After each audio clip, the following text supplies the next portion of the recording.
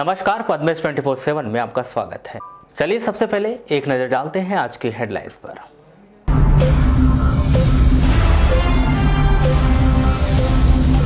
सार्वजनिक स्थान में गुटखा खाकर थूकने पर पटवारी पर 1000 रुपए का जुर्माना, 2 दिन का कटा वेतन। 450 मजदूर को लाने की तैयारी में प्रशासन, महाराष्ट्र से पैदल लौट रहे मजदूर। सूरत में फंसे मजदूरों ने लगाई गुहार, शासन से घर वापस लाने की अपील। भंडारा में सब्जी वाला कोरोना वायरस पॉजिटिव, सब्जी विक्रेताओं में बड़ा डर। लालबर्रा में पेड़ की टूटी शाखा, घंटों बाधित रही विद्युत आपूर्ति। लॉकडाउन के कारण ओबीसी छात्रों को छात्रवृत्ति वितरण में हो रही देरी।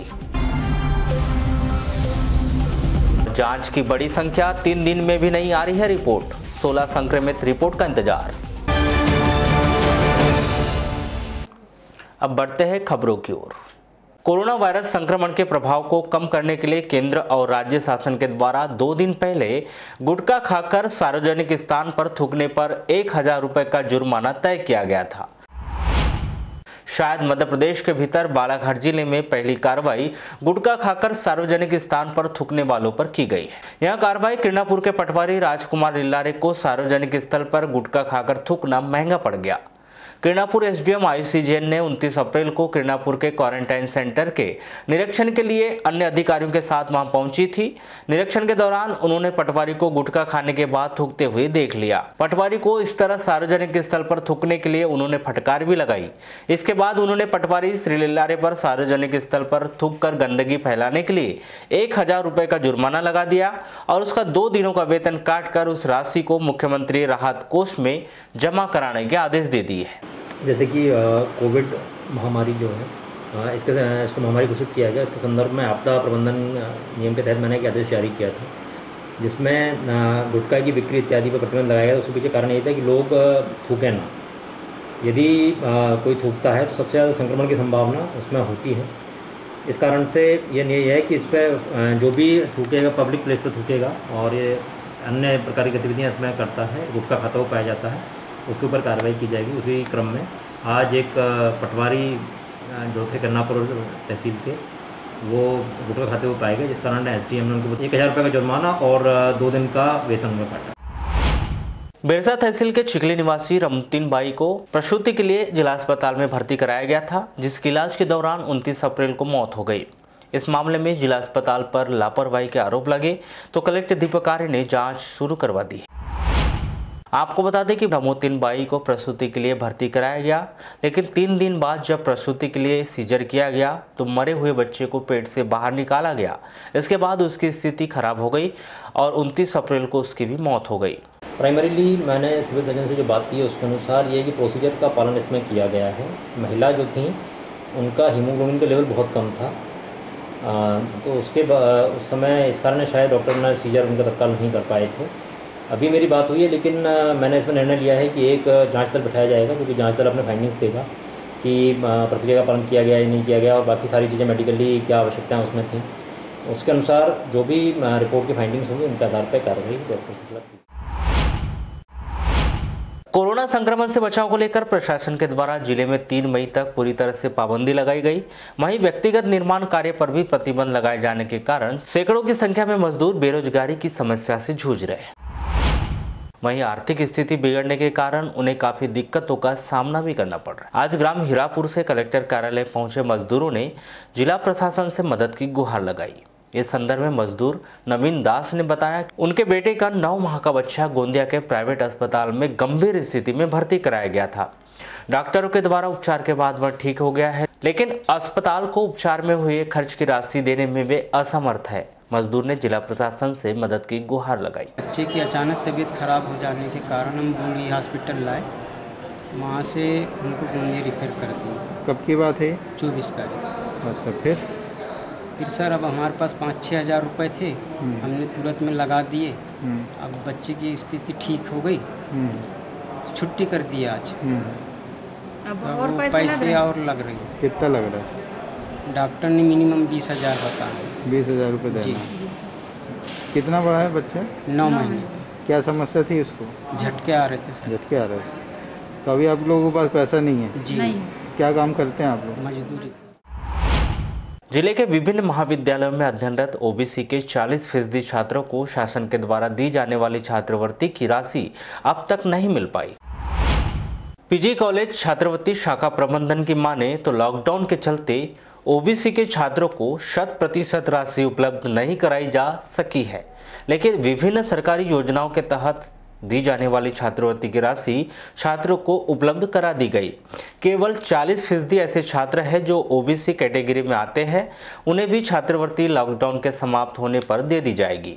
अभी योजनाओं के तहत एमपी गवर्नमेंट हायर एजुकेशन उच्च शिक्षा विभाग द्वारा जो योजनाएं चलाई जा रही है, उनके तहत नंबर 1 गाँव की बेटी, नंबर 2 प्रतिभा किरण, नंबर 3 विक्रमादित्य, नंबर 4 नया सवेरा, नंबर 5 मुख्यमंत्री मेधावी योजना, इनके तहत समस्त छात्र छात्राओं को इसका लाभ मिल चुका है।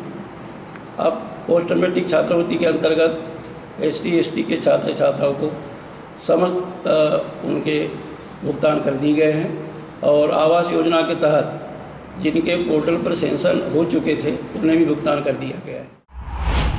कोरोना वायरस संक्रमण की वजह से किए गए लॉकडाउन के कारण गुजरात राज्य के सूरत में बालाघाट और सिवनी जिले के लगभग 40 मजदूर फंस गए, जिन्होंने अपना वीडियो भेजकर अपनी परेशानी बताई। पद्मेश न्यूज ने वीडियो की पुष्टि करने के लिए वीडियो में भेजे गए मजदूरों के नाम, पता और मोबाइल की सूची में से कुछ मजदूरों से फोन पर चर्चा की तो उन्होंने बताया कि यह वीडियो पूरी तरह से सत्य है।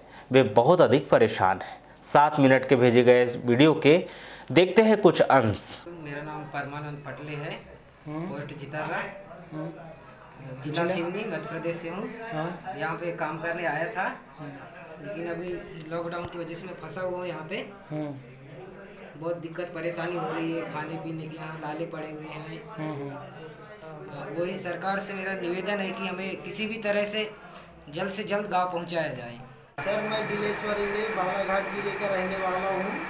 मैं यही चाहता हूँ कि हम लोगों का मजाक ना बनाया जाए, हम लोगों की कुछ व्यवस्था कराया जाए। समस्त कार्यकर्ताओं से निवेदन है कि हम लोगों को टीवी में दिखा करके अपनी पब्लिसिटी ना करें। मजदूरों की कुछ सुनवाई की जाए। हम लोग भूख से तड़प रहे हैं, प्लस हम लोग यहाँ से जाना चाहते हैं। अभी तक के हम देखते हुए आ रहे हैं, 1 महीना से ना हम लोगों की कोई सरकार ने सुनी है ना और किसी ने सुनी है। अच्छा सर, मैं नाम क्षेत्र बालाघाट जिला ग्राम धारावासी का रहने वाला हूँ। मेरा नाम विद्याधर ठाकरे है और हम लोग बाहर कमाने आए थे। सर, हमारा काम धंधा कुछ चल नहीं रहा है। जितना भी हमारे पास पैसा था हम वो सब खा चुके हैं जी। बस सरकार से एक ही निवेदन है कि हम लोगों के पास खाने पीने का कुछ नहीं है, बस हमको जल्द से जल्द अपने घर छोड़ा जाए। मध्य प्रदेश शासन के पूर्व कृषि मंत्री एवं विधायक श्री गौरीशंकर बिसेन ने 29 अप्रैल को लालबरा क्षेत्र के अंतर्गत ग्राम नेवरगांव, मेरेगांव, डोकरबंदी, जाम एवं ददिया के गेहूं खरीदी केंद्रों का निरीक्षण किया और वहां की व्यवस्थाओं को देखा। विधायक श्री बिसेन ने गेहूं खरीदी केंद्रों के निरीक्षण के दौरान किसानों से चर्चा की और उनसे कहा कि प्रदेश सरकार पंजीकृत सभी किसानों का गेहूं खरीदेगी। लालबर्रा विकासखंड के 4 गेहूं खरीदी केंद्रों का निरीक्षण किया। डोकरबंदी, उसके बाद में मानपुर जो वृत्ताकार सेवा सहकारी समिति का केंद्र है, तीसरा नेवरगांव ला और चौथा जाम। इस वर्ष बार बार पानी गिरने के कारण और जब गेहूं की फसल पक चुकी थी उसके ऊपर पानी आया, तेज हवाएं चली तो गेहूं का शाइनिंग जो चमक है वो समाप्त हो गया। दूसरा, तेज हवा चलने के कारण जो गेहूं का साइज है वो छोटा हुआ है।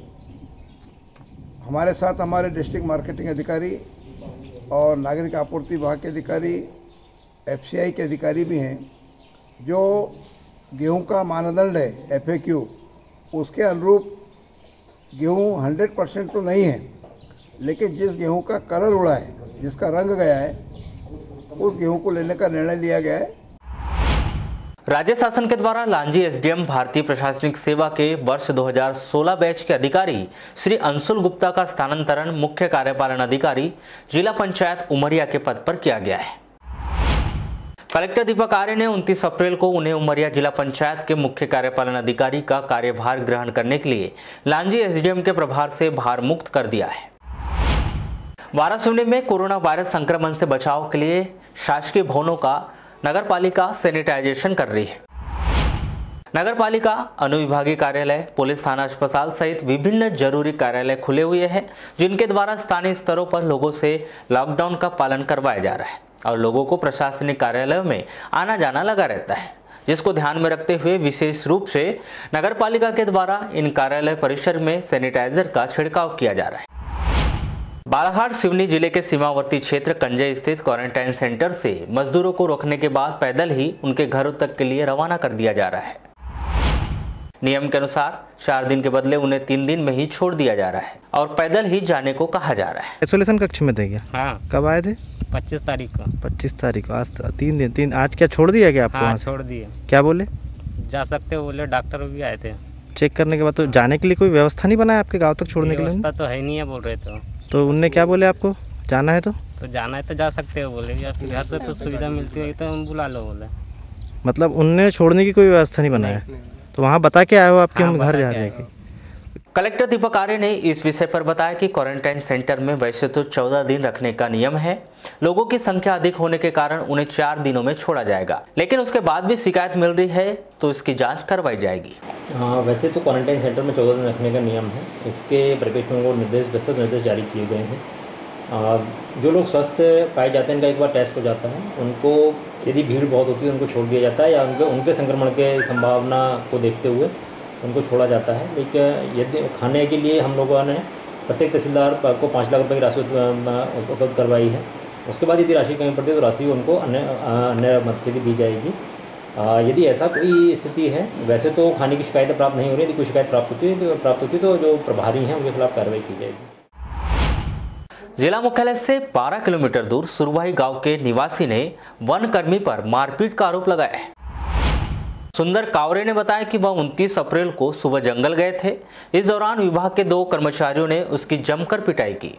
सर मैं सुबह जंगल निकला 5-4 बजे घर से, सुबह पास के लिए गया, घर में लगता है बस सुबह साहब की 2 घंटे में डब्बे भी डालते हैं, फिर रखते हैं, पर वहाँ से गट्ठा उठाया आए, नहर नहीं कर, बस नहर सूर्य के बीच में उठे खेत के बाद 2 मोड़ के पास मेरे को पकड़े, मेरे को मारने लगे।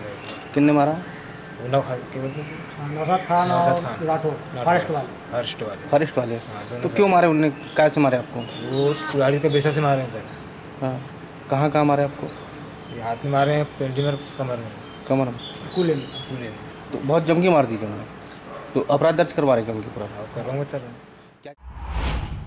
बालाघाट के पड़ोसी राज्य महाराष्ट्र के भंडारा जिले में सब्जी विक्रेताओं को कोरोना संक्रमण की खबर के बाद पूरा भंडारा भयभीत महसूस कर रहा है। इसे देखते हुए बालाघाट में सब्जी विक्रेताओं के द्वारा भी जांच की मांग की जा रही। सब्जी विक्रेता बताते हैं कि स्थानीय स्तर पर सैनिटाइजर और मास्क तो दे दिया गया है, लेकिन बाहर से आने वालों की जांच नहीं होने से उन्हें डर लग रहा है। जांच होती है सर। कैसी जांच होती है? तो फलों को साफ सफाई करके देते हैं वो लोग, उसके बाद हम अपने ठेले में डालते हैं। बाकी अपन लोगों की हाथ धोने के लिए देते हैं, बस हाथ धोने, और टाइजर वो मलम आता है, वो पानी जैसे वो हाथ में लगाते हैं। मतलब सैनिटाइजर देते हैं? हाँ, सैनिटाइजर, उससे बस। हाँ। और बाकी स्कैनिंग वगैरह नहीं। तो स्कैनिंग वगैरह होना चाहिए ना, मनुष्य का भी तापमान देखना चाहिए ना। तो बिल्कुल भी नहीं होता ये? नहीं। थोक सब्जी विक्रेता बताते हैं कि भंडारा में एक सब्जी विक्रेता की मां की रिपोर्ट पॉजिटिव आने के बाद 3 सैकड़ा लोगों की जांच सैंपल भेजे गए, जिससे पूरे जिले में हड़कंप मचा हुआ है। इस घटना से सीख लेने की जरूरत है। जांच तो यहाँ पे किसी प्रकार की जांच नहीं हो रही है। जैसे पुलिस वाले यहाँ पे 4 बजे आ रहे हैं, तो जो सब्जी वाले वो 3 बजे आ जाते हैं, और उससे ज़्यादा अगर उसमें दिक्कत यह है कि अगर वो 3 बजे आएंगे तो सब्जी वाले 2 बजे आ जाएंगे। उसी मजबूरी में हमको भी थोक सब्जी वाले भी 4 से 4:15 बजे के बीच में दुकान खोलते हैं। परसवाड़ा थाना क्षेत्र के अंतर्गत ग्राम चीनी गांव में एक महिला का शव गांव के ही एक व्यक्ति के कुएं में पाया गया है। पुलिस से मिल रही जानकारी के अनुसार चीनी निवासी अर्चना 15, उम्र 35 वर्ष, के ससुर सामनलाल पंद्रे ने बताया कि 28 मार्च की रात में बहू अचानक घर से कहीं चले गई। काफी देर तक खोजबीन करने के बाद सुबह 5 बजे गांव के एक व्यक्ति के खेत में उसका शव देखा गया। सामनलाल के अनुसार अर्चना की मानसिक स्थिति खराब थी। इसका इलाज बीते दिनों गोंदिया और जबलपुर में करवाया जा रहा था। मृतिका का पति मेहनत मजदूरी करने मुंबई गया हुआ है। घर पर मृतिका अपने 5 साल के बेटे के साथ रहती थी।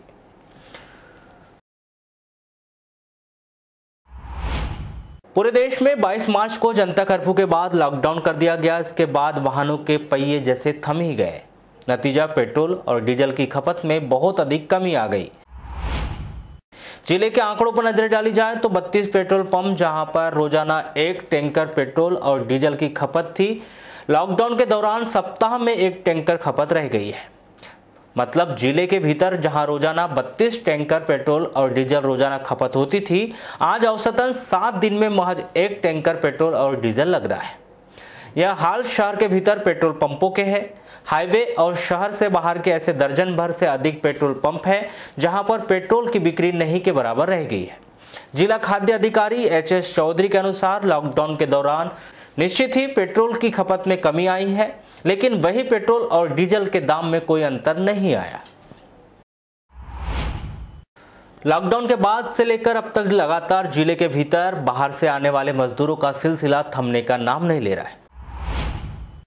29 अप्रैल की सुबह बस स्टैंड परिसर में आधा सैकड़ा मजदूर रुके हुए हैं, जिनसे जानकारी लेने पर उन्होंने बताया कि वह हैदराबाद से पैदल चलकर बालाघाट पहुंचे। रोके नहीं है, पुलिस वाले रोके थे तो अपन ने उनको बोले हमारे को घर जाना है, कोई साधन नहीं है। तो ठीक है बोले, कोई 2-3 ट्रक वाले को रोके, लेकिन उनके पास लोड था तो रुके नहीं। अच्छा, अब स्थिति खराब होने लगी क्या? अब उधर तो काम धंधा कुछ भी नहीं है, इसलिए आ गए अपन। अच्छा, तो क्यों अभी तो लॉकडाउन खुलने के बाद में तो चालू होने वाला था काम धंधा? अभी अब क्या करते थे जी, 1.5 महीना हो गया लॉकडाउन बंद है। कोरोना वायरस संक्रमण से बचाव और रोग प्रतिरोधक क्षमता बढ़ाने के लिए आयुष विभाग के द्वारा निरंतर प्रयास किए जा रहे हैं। आयुष विंग अधिकारी डॉक्टर दीपाली वाकड़े ने बताया कि शासन के आदेश के अनुसार जिले के सभी आयुष विंग के द्वारा जगह जगह पहुंचकर दवाइयां पिलाई जा रही है। देखिए, अभी 27 अप्रैल को माननीय मुख्यमंत्री के आदेशानुसार जीवन अमृत योजना का शुभारंभ किया गया है और इसी के तहत अभी जैसे अभी महामारी फैली हुई है, विश्वव्यापी महामारी कोरोना फैली हुई है, ऐसे ही समय में किस तरीके से अपने शरीर को इस लायक बनाना है कि हम किसी भी तरह की बीमारियों से लड़ सकें। यानी हम यहाँ बात कर रहे हैं रोग प्रतिरोधक क्षमता बढ़ाने की। तो हमारी जो दवाइयाँ हैं, त्रिकटु चूर्ण काढ़ा हम यहाँ प्रोवाइड कर रहे हैं। इससे रोग प्रतिरोधक क्षमता बढ़ने में काफ़ी सहयोग मिलता है। खैरलांजी तहसील के भोरगढ़ में ट्रक की चपेट में आने से एक युवक गंभीर रूप से घायल हो गया। तुरंत इलाज के लिए उसे खैरलांजी के स्वास्थ्य केंद्र लाया गया, जहां से उसे बेहतर इलाज के लिए जिला अस्पताल रेफर कर दिया गया है। स्थानीय जनों के अनुसार भोरगढ़ निवासी पंकज वानखेड़े का सड़क हादसे में एक्सीडेंट हुआ है और हालत गंभीर बताई जा रही है। यह हादसा मोहगांव रोड बाजार चौक भोरगढ़ की घटना है। प्राप्त जानकारी के अनुसार पंकज वानखेड़े चलते ट्रक के अंदर चला गया था। ग्रामीणों और पुलिस प्रशासन की मदद से उसे बाहर निकाला गया। लालबरा नगर मुख्यालय में विश्राम गृह के समीप वर्षों पुराना पीपल के पेड़ की विशालकाय शाखा 29 अप्रैल को दोपहर को अचानक टूटकर गिरने से 11 kV एवं LT विद्युत लाइन क्षतिग्रस्त हो गई, जिससे नगर मुख्यालय में घंटों तक विद्युत आपूर्ति ठप रहने से नगरवासियों को गर्मी में हलाकान होना पड़ा। मानपुर में संस्कृति मेडिकल के सामने वर्षों पुराना पीपल का पेड़ मौजूद है, जिसकी एक विशालकाय शाखा नाजुक होने की वजह से अचानक मार्ग के बीच में गिर गई। हाँ, ये मतलब क्या है, कुछ लोगों का मतलब कॉल सेंटर पे फ़ोन गया था कि पीपल का झाड़ जोशी होटल के सामने गिर गया है और तार वार टूट गए हैं। सूचना मिलने के बाद हम लोग इस पार पे पहुँचे, देखा तो मतलब क्या है कि शाखा मतलब बड़ी वाली तार पे गिरी हुई थी और उसके कुछ मतलब शाखा मतलब नीचे गिर चुकी थी और तार भी टूट चुके थे। तो कौन सी लाइन है ये 11 की लाइन और LT लाइन दोनों मतलब क्या है कि तार टूटे हैं। तो सर क्या किया जा रहा है अभी अब? इसका मतलब क्या है कि अब जोड़ रहे हैं, इसका मतलब शाम तक की लाइन चालू हो जाएगी। भोपाल में लॉकडाउन में फंसे शहर के वार्ड नंबर 13 बूढ़ी सुभाष नगर निवासी स्वप्निल गराड़े ने हमें मैसेज कर अपनी परेशानी बताई है। स्वप्निल ने बताया कि वह भोपाल में प्रभात पेट्रोल पंप सुभाष नगर के पास रहता है। स्वप्निल भोपाल में रहते हुए पढ़ाई और कोचिंग कर रहा था, लेकिन लॉकडाउन की वजह से वह वहीं फंस गया है। भोपाल में लगातार मरीजों की संख्या बढ़ने के साथ साथ स्वप्निल को बहुत अधिक डर सताने लगा है और वह घर वापस आना चाहता है तथा प्रशासन से यही गुहार लगा रहा है कि कोटा में फंसे छात्रों की तरह उन्हें भी जल्द से जल्द घर आने का मौका दिया जाए। वाराणसी तहसील कार्यालय में 29 अप्रैल को सुबह निजी बस कंपनी की 9 बसें अधिग्रहित कर वहां खड़ी करवा दी गई है। इसके बारे में बताया जा रहा है कि महाराष्ट्र से करीब 450 लोगों का एक बड़ा जत्था मध्य प्रदेश की ओर आ रहा है, जिन्हें उनके निवास स्थान तक छोड़ने के लिए उक्त व्यवस्थाएं वाराणसी प्रशासन के द्वारा की गई। 28 अप्रैल को वाराणसी प्रशासन को सूचना मिली कि नागपुर, वर्धा, यवतमाल और हैदराबाद की ओर से चलकर मजदूर आ रहे हैं, जो एक बड़ी तादाद में है और उनकी संख्या करीब 450 के ऊपर ही है।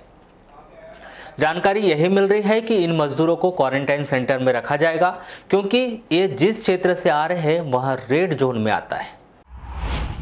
शहर के पुलिस थाना, चेक पोस्ट सहित अन्य स्थानों पर भाजपा कार्यकर्ताओं के द्वारा विधायक गौरीशंकर बिसेन के नेतृत्व में सैनिटाइजेशन किया गया।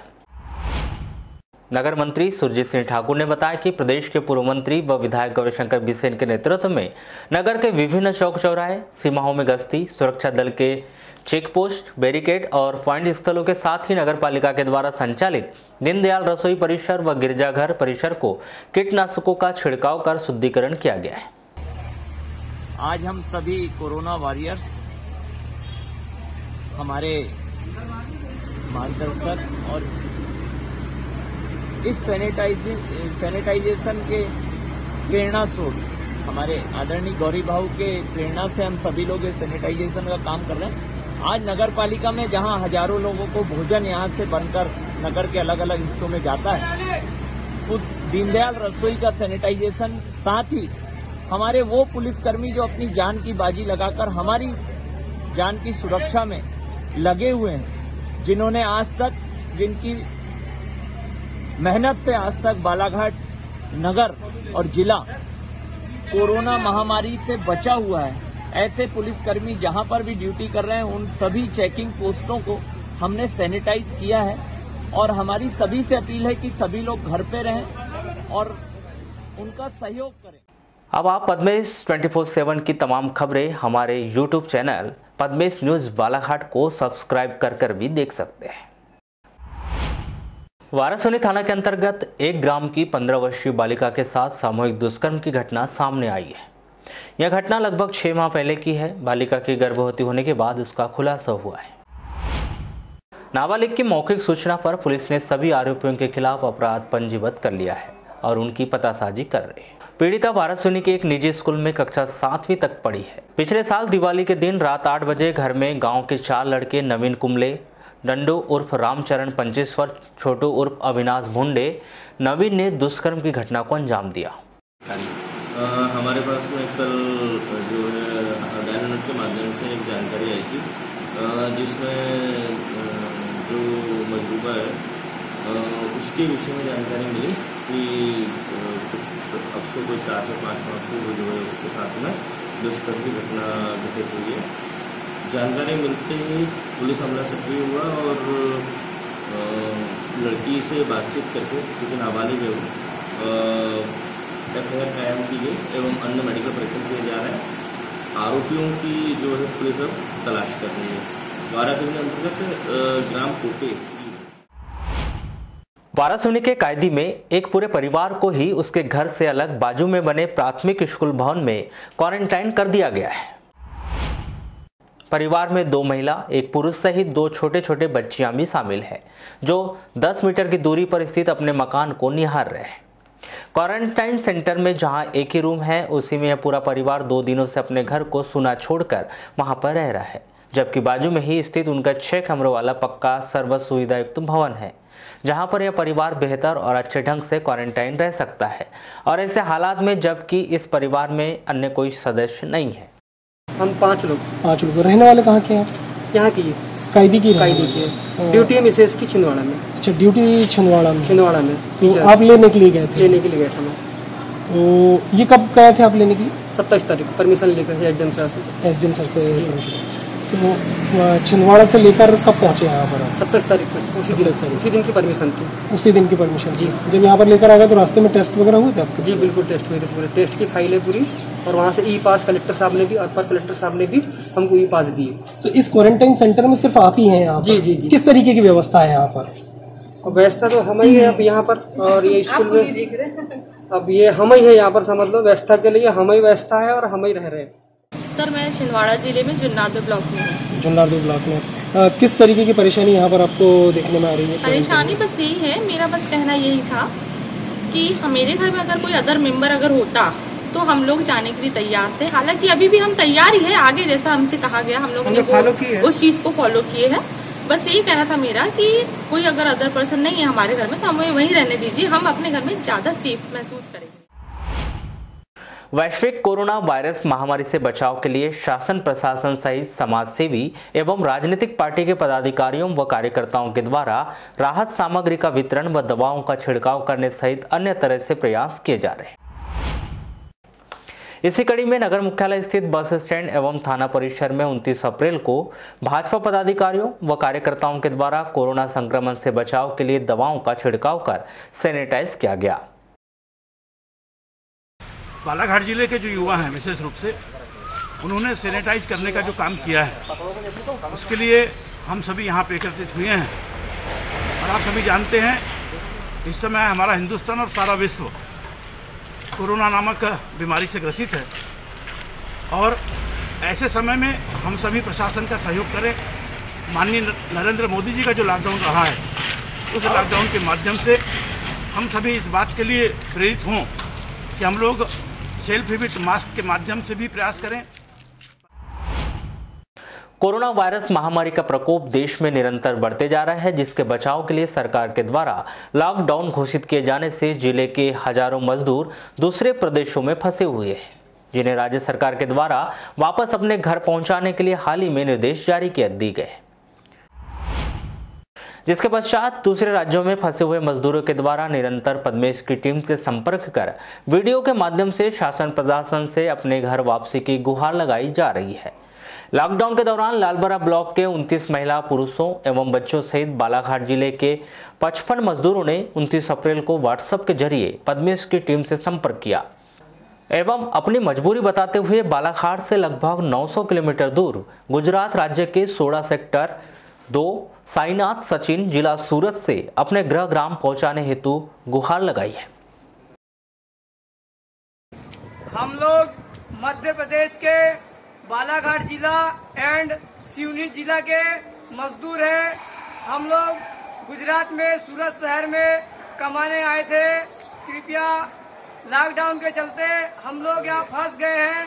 हमारे पास में हमारी अर्थव्यवस्था खराब होने के कारण, खाने पीने की व्यवस्था ना होने के कारण हम लोग का बहुत बेकार हाल हो चुका है। हमारे पास खाने पीने की व्यवस्था नहीं है। कृपया हमारे सीएम शिवराज सिंह चौहान जी से हमारा निवेदन है कि कृपया हमारे निज निवास में पहुंचाने की कृपा करें। कोरोना संक्रमण से सैंपलों की संख्या बढ़ने की वजह से जबलपुर आईसीएमआर से 3 दिन बाद भी बालाघाट के संदिग्धों की भेजी गई रिपोर्ट नहीं आ सकी है। मुख्य चिकित्सा एवं स्वास्थ्य अधिकारी डॉक्टर मनोज पांडे से मिल रही जानकारी के अनुसार 29 अप्रैल को 4 संदिग्ध के जांच सैंपल जबलपुर आईसीएमआर भेजे गए हैं। वहीं बीते 3 दिनों के दौरान जिले से 16 सैंपल जबलपुर भेजे गए, जिनकी रिपोर्ट अब तक प्राप्त नहीं हुई। इसके पीछे बड़ी वजह यही बताई जा रही है कि जबलपुर में लगातार मरीजों की संख्या बढ़ रही है। इस कारण जांच के आंकड़े भी बढ़े हैं, जिससे जांच रिपोर्ट आने में देर लग रही है। जिला प्रशासन के निर्देश के तहत नगर पालिका के द्वारा विभिन्न राज्यों से आने वाले मजदूरों को उनके घरों तक पहुंचाने की व्यवस्था की जा रही है, जिसके तहत आज नगर के बस स्टैंड से निजी वाहनों की मदद से हैदराबाद, छिंदवाड़ा, नागपुर सहित अन्य क्षेत्रों के से जिला मुख्यालय पहुंचे करीब आधा सैकड़ा मजदूरों को उनके घर तक पहुंचाने की कार्रवाई की गई। इसके पूर्व स्वास्थ्य विभाग की टीम की मदद से सभी मजदूरों की स्क्रीनिंग करवाई गई। वहीं गंतव्य तक पहुंचाने के बाद इन मजदूरों को ग्राम पंचायत की मदद से क्वारंटाइन किया जाएगा। बसों के माध्यम से ये कि जैसे जिला प्रशासन के जो हमको निर्देश प्राप्त हुए और यहाँ पे जैसे लोग आते तो जिला प्रशासन के द्वारा बसें लगाई जाती है, जो सरकारी बसें हैं। अच्छा। जिनको हायर किया गया है उनमें इनको पहुँचाया जाता है। तो आज कितने लोगों को पहुँचाया जा रहा है? आज करीब करीब सर 61 लोगों को। तो ये कहाँ के हैं और कहाँ कहाँ जाएगी बसें? हैदराबाद से आए हैं, कुछ छिंदवाड़ा से आए हैं और ये कोई धार से आए हैं। ये जाएंगे, कुछ लानी जाएंगे, कुछ किरनापुर, कोई माटे, कोई हट्टा, कोई लिंगा। चलते चलते एक नज़र आज की हेडलाइंस पर एक बार फिर।